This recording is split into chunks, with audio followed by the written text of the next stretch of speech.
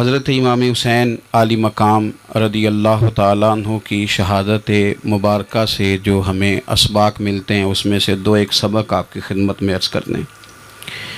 پہلے تو یہ یاد رکھ لیں کہ اللہ تعالیٰ نے اپنے محبوب کریم علیہ السلام کی زبان سے ہمیں یہ پیغام دیا ہے کہ تم مجھے یہ کہو کہ اے اللہ، ہماری نماز، ہماری قربانیاں، ہمارا جینا اور ہمارا مرنا یہ سب اس رب کے لیے ہے جو تمام جہانوں کو پالنے والا ہے۔ قل ان صلاتی و نسکی و محیای و مماتی للہ رب العالمین۔ آپ فرما دیجئے بے شک میری نماز، میری قربانیاں، میرا دنیا میں رہنا، پردہ کرنا سب اس رب کے لیے جو تمام جہانوں کا پالنے والا ہے۔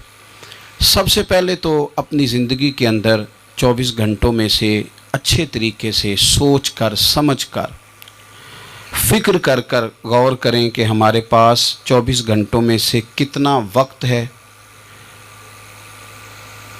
جو ہم نے صرف اس لیے صرف کیا ہے کہ ہمارا دین کچھ تھوڑا سا آگے بڑھ جائے اور دین کے لیے ہم کچھ اپنے آپ کو پیش کر سکیں۔ اپنے وقت کا تعین کریں، اس کے بعد پھر اپنا جتنا مال اللہ نے دیا ہے اس مال میں سے آپ دیکھیں کہ ہم کیا اس میں سے اتنا کچھ نکال رہے ہیں جو تھوڑا بہت ہمارے مذہب کے لیے، دین کے مشن کے لیے کام آ جائے۔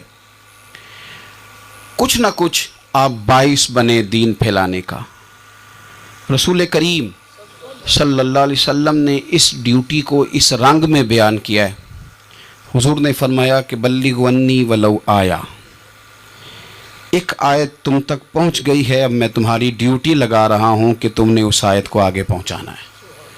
صحابہ اگر ابلاغ دین نہ کرتے، تبلیغ نہ کرتے، اپنے پاس چیزیں رکھتے تو ہم تک دین پہنچتا نہ۔ انہوں نے بڑی ذمہ داری کے ساتھ، روایت حدیث کا معاملہ ہو یا حفظ دین کا، بڑی ذمہ داری کے ساتھ پھر ہمارے محدثین نے محنت کی اور کتابیں جمع کر کے ترتیب دے کے ہم تک پہنچائیں۔ ہماری یہ ذمہ داری ہے کہ ہم خیر کی بات آگے پہنچائیں، خیر کی بات۔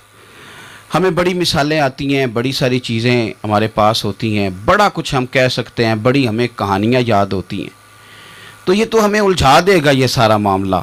کیا یہ اچھا ہو کہ ہم جمعے والے دن اپنے خطیب صاحب سے جو حدیث سنتے ہیں اسے اچھے طریقے سے ذہن میں بٹھائیں اور پھر پورا ہفتہ گھر کے اندر، بازار کے اندر، گلی کے اندر، دوستوں میں، بچوں میں جب بھی بیٹھیں تو اپنی بات مدینے والے رسول کی بات سے شروع کریں، اور آپ کو ذائقہ اتنا ملے گا کہ کسی نے حضرت ابو ہریرہ رضی اللہ تعالیٰ عنہ سے پوچھا تھا کہ آپ کو کیا شہد لگا ہوا ہے کہ ہر وقت لوگ آپ کے گرد بیٹھے رہتے ہیں، ہر وقت مجمع ہی رہتا ہے؟ کچھ لوگ ہوتے ہیں نا جی، وہ بیٹھ جائیں تو محفل ہو جاتی ہے، چلنے لگیں تو جلوس ہو جاتا ہے۔ کچھ لوگ ہوتے ہیں، تو کہا حضرت آپ کون سا شہد ہے؟ تو حضرت ابو ہریرہ فرمانے لگے شہد میاں کوئی بھی نہیں، میں نہ کسی کو اپنی بتاتا ہوں، نہ باپ دادا کی بتاتا ہوں، نہ برادری قبیلے کی بتاتا ہوں، میں تو جس کو بھی بتاتا ہوں محمد عربی کی بات ہی بتاتا ہوں۔ تو بس یہ آپ سمجھ لیں کہ میری بات بن گئی ہے تیری بات کرتے کرتے۔ تو ایک یہ بات آپ نے ذہن میں رکھنی۔ دوسرا پیغام میرا آپ کے لیے یہ ہے آج کی اس خوبصورت بزم میں کہ دین اور دیندار لوگ ایک نیکی کریں کہ وہ لوگوں کے دلوں میں اگر دین کی محبت نہیں بھر سکتے تو کم از کم نفرت تو نہ بھریں۔ اب تو یقین کریں کہ تکلیف روز بروز بڑھتی چلی جا رہی ہے۔ یوں لگتا ہے کہ دین دنیا میں صرف بحث کرنے کے لیے آیا، لڑائیاں ہی لڑائیاں، مناظرے ہی مناظرے، بحث ہی بحث۔ کیا شکل دکھا رہے ہیں ہم لوگوں کو مذہب کی کہ اس میں صرف بحث ہے، لڑائی ہے۔ نبی پاک صلی اللہ تعالیٰ علیہ وسلم کم ناراض ہوتے تھے، لیکن مسلم شریف میں حدیث ہے، کچھ لوگوں نے شکایت لگائی کہ یا رسول اللہ صلی اللہ علیہ وسلم ہماری مسجد کا امام لمبی نماز پڑھاتا ہے، کوئی اتنا قابل تعزیر جرم تو نہیں تھا، نماز لمبی پڑھاتا ہے۔ تو مسلم شریف میں ہے کہ اللہ کے محبوب صلی اللہ تعالیٰ علیہ وسلم غضبناک ہوئے، اور لفظ کیا ہے؟ حضور فرمانے لگے میں لوگوں کو دین کے قریب کرتا ہوں، تو دور کرتا ہے۔ فرمایا خود پڑھنی ہو تو جتنی مرضی لمبی پڑھنا، لیکن لوگوں کو مختصر نماز پڑھا تاکہ وہ دین کے قریب آئیں۔ حضور مفتی اعظم عالم اسلام شہزادہ اعلیٰ حضرت شیخ مصطفیٰ رضا خان صاحب رحمۃ اللہ علیہ، ہمارے دادا مرشد، آپ کے خلاف کچھ لوگوں نے کتاب لکھی اور بریلی شریف کے عرس میں وہ کتاب بانٹی گئی۔ 24 صفر کو علماء کی وہاں میٹنگ ہوتی ہے اور ہزاروں علماء اس میں راسخ العلم لوگ وہاں موجود ہوتے ہیں، راسخ العقیدہ۔ حضور مفتی اعظم نے وہ کتاب سامنے رکھی اور کتاب سامنے رکھ کے علماء سے کہا کہ یہ شرعی اعتراض ہے مجھ پر اور یہ اس کا جواب ہے، یہ شرعی اعتراض ہے، یہ اس کا جواب ہے، یہ شرعی اعتراض ہے، یہ اس کا جواب۔ جو شرعی اعتراض تھے ان کے جوابات دے دیے۔ فرمایا کچھ انہوں نے نا اخلاقی اعتراضات کیے ہیں تو میں کسی کی ذات پر اتر کر بات نہیں کرنا چاہتا۔ کچھ انہوں نے ذاتی اعتراضات کیے ہیں اور جو مہذب قومیں ہوتی ہیں وہ کسی شخص کی شخصیت پر اتر کر، نیچے اتر کر بات نہیں کرتی۔ تو یہ شرعی اعتراضات تھے، یہ جواب ہے۔ تو علماء نے پوچھا کہ حضرت یہ کتاب کب چھپے گی؟ تو آپ فرمانے لگی چھپے گی کوئی نہیں یہ۔ کہ حضور نے آپ کے خلاف لکھا ہے تو آپ کہتے ہیں چھپے گی نہیں، آپ کو بھی تو چھاپنی چاہیے۔ تو آپ فرمانے لگے یار جی انہوں نے لکھا ہے تو کچھ بندے نا اس کتاب کی وجہ سے مجھ سے کٹ کے ان سے جڑ گئے ہیں۔ تو اب جب ان کا ذہن مجھ سے کٹا ہے، کسی اور کی طرف جڑا ہے، تو اب میں جواب لکھوں گا تو وہاں سے بھی کٹ جائیں گے، تو پھر منتشر ہو جائے گا ان کا ذہن، ہو سکتا ہے کسی گمراہی کی جانب چلے جائیں۔ تو چلو میری ایک ذات ہدف تنقید بنی ہے تو کوئی حرج نہیں، میں نہیں چاہتا کہ میری وجہ سے کچھ لوگوں کا ذہنی نقصان ہو۔ میں لوگوں کو مصطفیٰ کے دین کا پیار دینا چاہتا ہوں، دین سے بیزار نہیں کرنا چاہتا۔ مہربانی فرمائیں، میں نے جمعے میں بھی یوں دونوں ہاتھ باندھ کے کہا تھا تقریر کرنے والوں، نقابت کرنے والوں بس کرو۔ آپ اپنی تقریر چمکانے کے لیے قوم کو تقسیم کر دیتے ہو۔ حق کی بات کے اظہار کا معنی لڑائی تو نہیں ہوتا۔ ہمارے جتنے بزرگ تھے وہ سارے حق کی باتیں کرتے رہے، لیکن اتنا انتشار، اس قدر زیادہ جو ہے وہ تانا زنی، اس قدر زیادہ خوف کا معیار۔ اور میں نے جمعے میں بھی کہا تھا، پھر کہتا ہوں، اس زمانے میں جتنا کو زیادہ شرارتی ہوتا ہے اتنا زیادہ وہ طاقتور ہوتا ہے۔ شریف آدمی شرارتی کا مقابلہ کیسے کرے گا؟ ہم نے شرارتی لوگوں کو مضبوط کر دیا ہے۔ تو دین سے نفرت نہیں دلائیں، لوگوں کو دین کے قریب کریں، لوگوں کو دین کی محبت دلائیں، لوگوں کو دین کے قریب کریں، دین کا ذوق دلائیں، لوگوں کو قریب کریں۔ آج کی بات ہے، ایک دوست بڑی دور سے آیا ہے، آج کی بات بڑی دور سے، اس نے مجھ سے آ کے کہا کہ حضرت صاحب اب تو میری حالت یہ ہے کہ میں گناہ کر کر کے تنگ آ گیا ہوں، میرے ارد گرد گناہ کے مواقع رہتے ہیں، میں تنگ آ گیا ہوں، لیکن میں ایک منتشر آدمی ہوں، مجھے ہر وقت کا وسوسہ، ہر وقت کی پریشانی، ہر وقت کی مصیبت۔ وہ کہتا ہے میں جس عالم کے، درویش کے، صوفی کے، مولوی کے قریب جانے لگتا ہوں اس کے خلاف مجھے کوئی نہ کچھ مل جاتی ہے۔ تو دین سچا ہے، کھرا ہے، تو کیا ایسا نہیں ہو سکتا کہ دین پہ عمل کرنے والا بھی کوئی کھرا مل جائے؟ میں جدھر جاتا ہوں مجھے کوئی نہ کوئی اس بندے کے خلاف کہانی مل جاتی ہے۔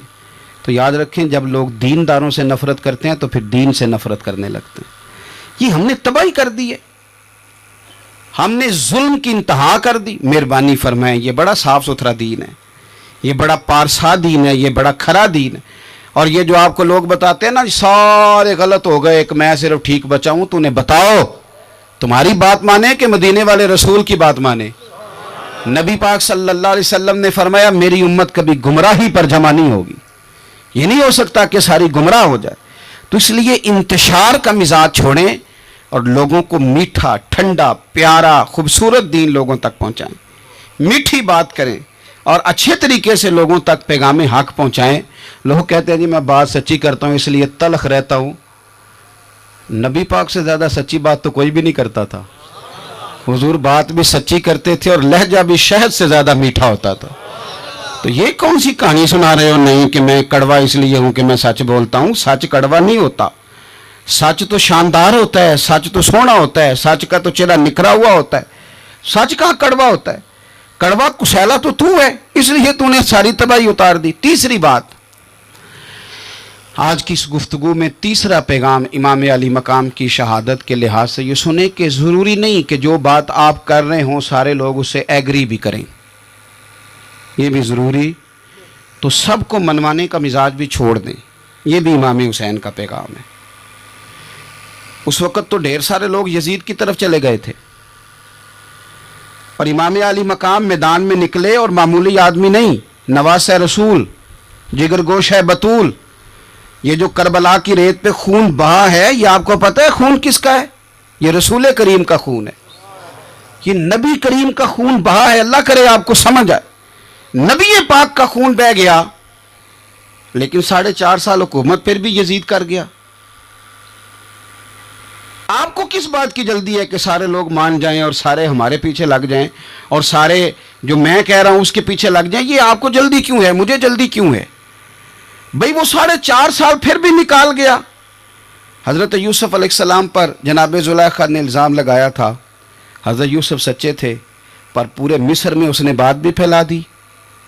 12 سال جیل میں بھی رہے تھے تو سچے نا، لیکن اس سچ کو نکھرتے 12 سال لگ گئے.